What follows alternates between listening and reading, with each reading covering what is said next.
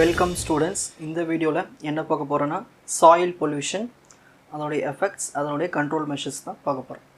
So first soil pollution na enna definition paakalam. The term soil pollution refers to act of contaminating the soil with pollutants. So மண்ணில் ஏதாவது ஒரு pollutant mix ஆயிடுச்சுன்னா அந்த time நம்ம soil pollution consider பண்ணுவோம். Hazardous substances or other contaminants in sufficient quantities as to degrade its quality and render it to uninhabitable by creatures like insects and other bacteria. So மண்ணில் வந்து ஒரு hazardous substance mix ஆகிட்டு அதுலேருந்து பாக்டீரியாவோ இல்லை இன்செக்ட்ஸ்னாலேவோ அந்த மண் வந்து கெட்டு போய் அது ஒரு அன்இன்ஹாபிட்டபிள் ஆகிடும்.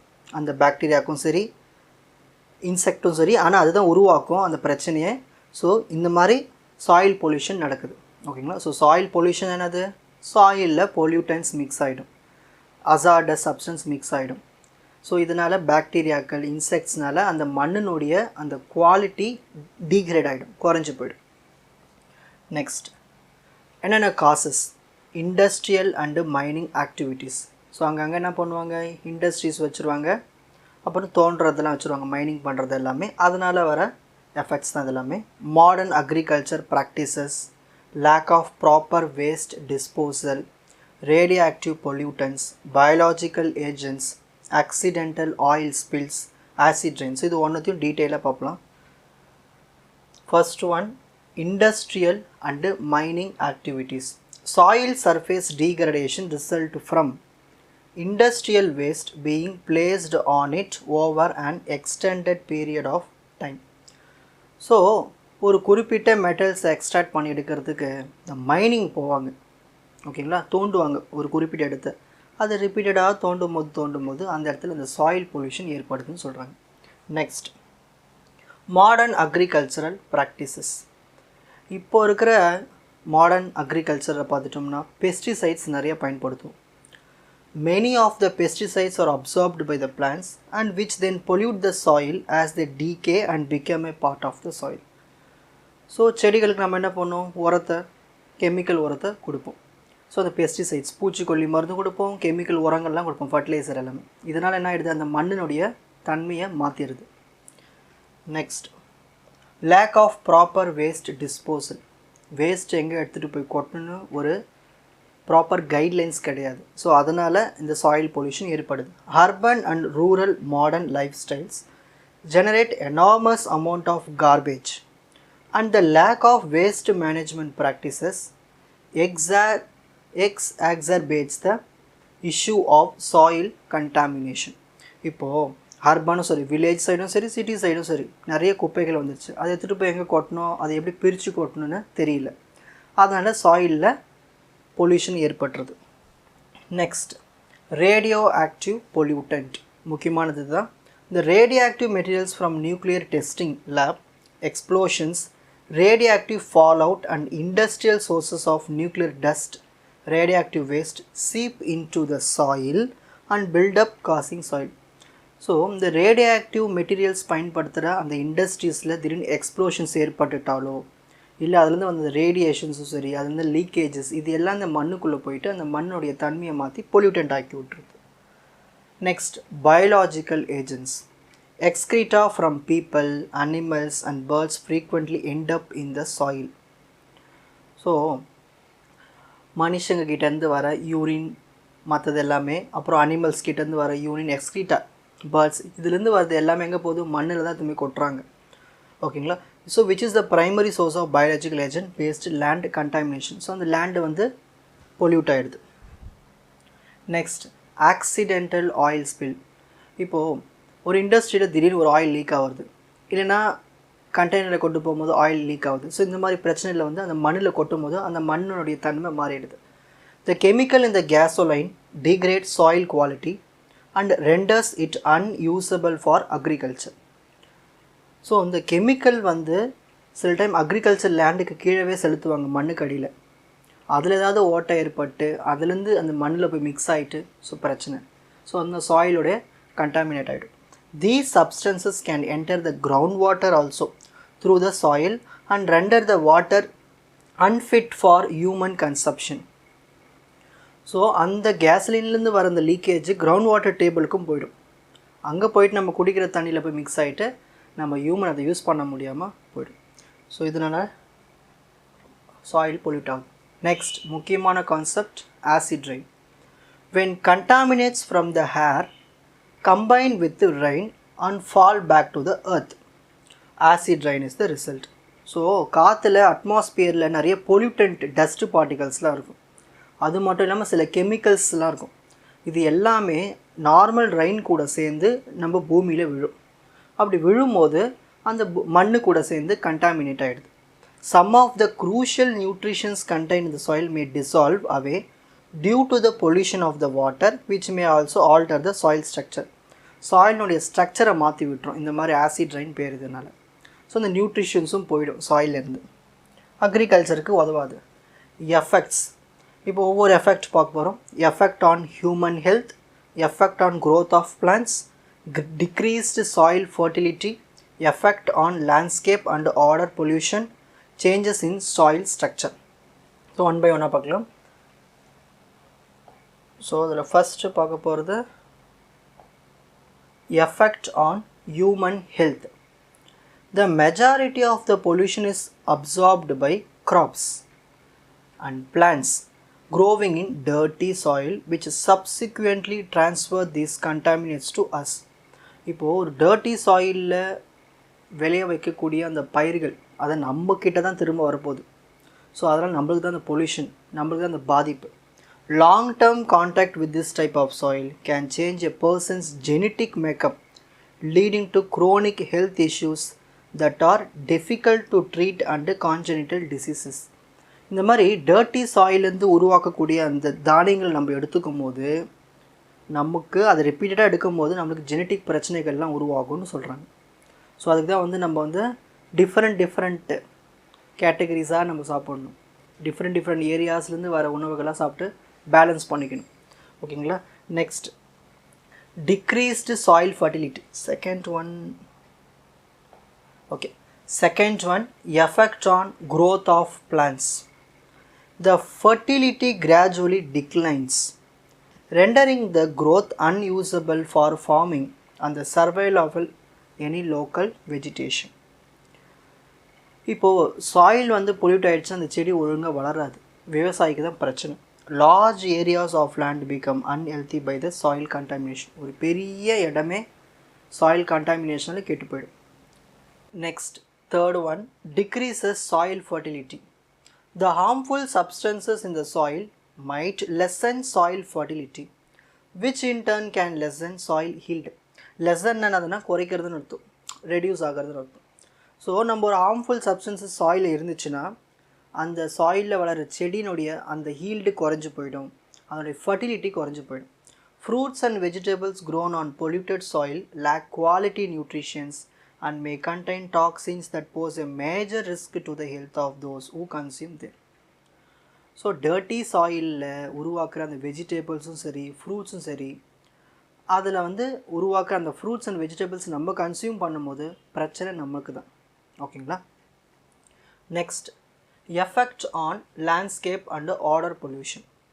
த tranquility of the landscape is ruined by massive mountains of trash and waste that are left to be openly dumped and scattered across a region.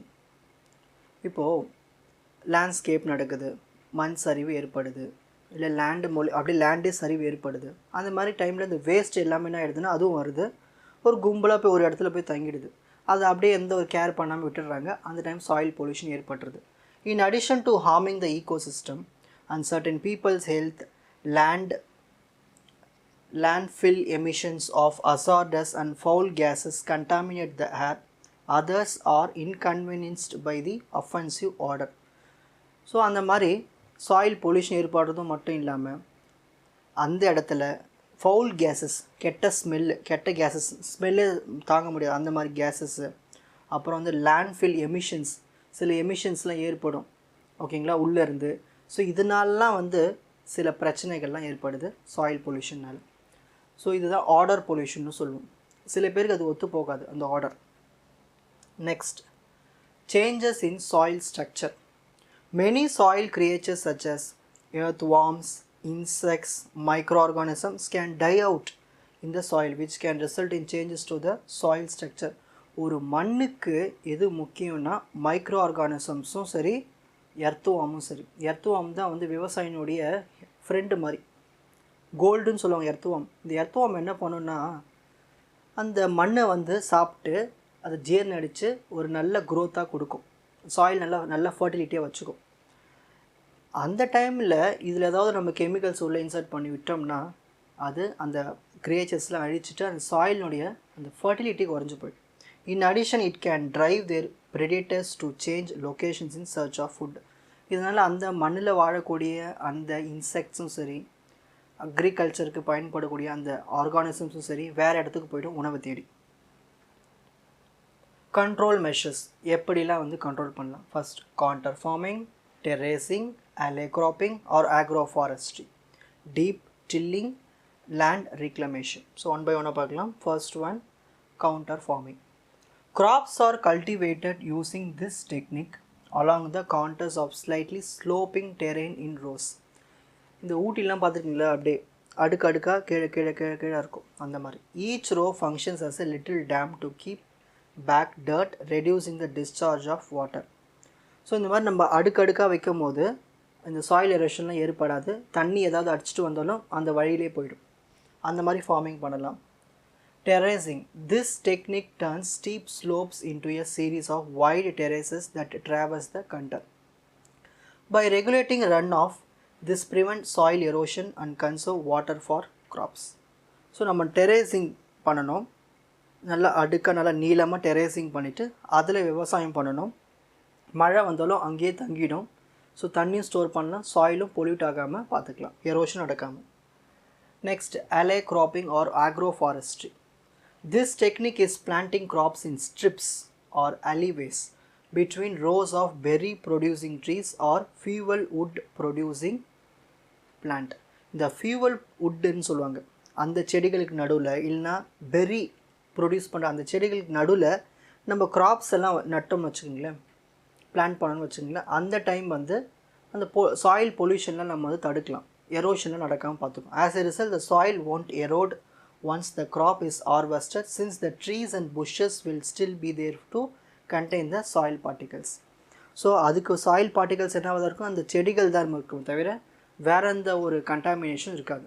பக்கத்தில் இருக்கிற அந்த செடியே பார்த்துக்கும், அந்த செடி தான் கீழே விழும், அந்த இலைகள் தான் விழும், அது வந்து உரமாகிடும் அந்த செடிக்கு. ஸோ இதை alley cropping சொல்லுவாங்க. alley cropping 2 செடிக்கு நடுவில் ஒரு செடி அந்த மாதிரி. Next, deep tilling. For soils with significant salt content, deep tilling might enhance the drainage. இப்போது this technique dislodges hard soil or rock like soil layers that obstruct water flow downhill. For soils with significant salt content, இப்போ எந்த சாயில்லாம் வந்து ஓரளவுக்கு அந்த salt content இருக்கோ அந்த time இந்த deep tilling வந்து ட்ரைனேஜை வந்து என்ஹான்ஸ் பண்ணும். ஓகேங்களா? ஸோ நம்மளுக்கு அந்த இந்த பிரச்சனை வரும் டீப் டில்லிங்கில். This technique dislodges hard soil, பெரிய பெரிய சாயில் அந்த ராக்கெல்லாம் இருக்குது இல்லையா, அதெல்லாம் வந்து வாட்டர் ஃப்ளோவில் வந்து அப்ஸ்ட்ராக்ட் ஆகிடும், டவுன் ஹில் அப்படியே அடிச்சுக்கிட்டே வந்துடும். ஸோ இந்த மாதிரி இந்த டீப் டில்லிங்னால பிரச்சனைகள்லாம் ஏற்படுது. ட்ரைனேஜ்லாம் நம்ம பார்த்து கரெக்டான இடத்துல பண்ணணும், இதனால் இந்த சாயில் பொல்யூஷன் ஏற்படாமல் பார்த்துக்கலாம். Next, land reclamation. The process of land reclamation includes operations aimed at replenishing the soil's essential minerals and pre-existing organic matter. So லேண்டை ரெக்கம்லேட் பண்ணுறது அப்படின்னா என்னதுன்னா அது ஒரு குறிப்பிட்ட ப்ராசஸ் மாதிரி, ஒரு ஆப்ரேஷன் சொல்லலாம். ரீப்ளெனிஷிங்னு சொல்லுவாங்க. சாயிலினுடைய அந்த கண்டென்ட்டை ரீப்ளெனிஷ் பண்ணும், திரும்பவும் அதோடைய அந்த நேச்சர் கொண்டு வரும். நார்மலாக ஒரு சாயில் வந்து அதுக்குள்ளே நியூட்ரிஷன்ஸ் இருக்கணும், நம்ம அதை அக்ரிகல்ச்சர் பண்ணதுக்கப்புறம் அந்த நியூட்ரிஷன்ஸ்லாம் போயிடும், திரும்ப அந்த நியூட்ரிஷன்ஸ் கொண்டு வரதுக்கு ரீப்ளெனிஷ் பண்ணுவோம், மறுசுழற்சி மாதிரி பண்ணுவோம். ஓகேங்களா? This might involve actions like enhancing the range management and adding plant leftover to deteriorated soils. So அந்த மண்ணில் சில செடிகள்லாம் அப்படியே விட்டு வச்சுருவோம், ஒரு புது செடி நடுவோம், அதுக்கு நியூட்ரிஷன்ஸ்லாம் ஆட் பண்ணி அந்த லேண்டை வந்து திரும்பவும் ரெக்ளமேட் பண்ணிக்கிட்டே இருப்போம். அந்த லேண்ட் ரீயூஸ் பண்ணிக்கிட்டே இருப்போம். நியூட்ரிஷன்ஸும் ஆட் பண்ணிக்கிட்டே இருப்போம். ஸோ அந்த லேண்டு சாயில் பொல்யூட் ஆகாமல் பார்த்துக்கிறது. ஸோ இந்த மாதிரி மெஷர்ஸ் மூலிமா நம்ம அந்த சாயில் பொல்யூஷனை தடுத்து நிறுத்தி வைக்கலாம். Next screenshot time. So first soil pollution என்ன, அதனுடைய definition, causes, industrial and mining activities, modern agricultural practices, lack of proper waste disposal, radioactive pollutants, biological agents, accidental oil spills, acid rain. Next, effects. Effect on growth of plants, second point இது. அப்புறமா first point, effect on human health, decreases soil fertility, effect on landscape and odor pollution, changes in soil structure, control measures, counter farming, terracing, alley cropping, deep tilling, land reclamation. So soil pollution and அதோட effects and control measuresலாம் ஈஸியாக புரிஞ்சிருக்கும்னு நினைக்கிறேன். Watch other episodes in the appropriate playlist. Fuji Silver Academy, Strength, Success, Clarity. வணக்கம்.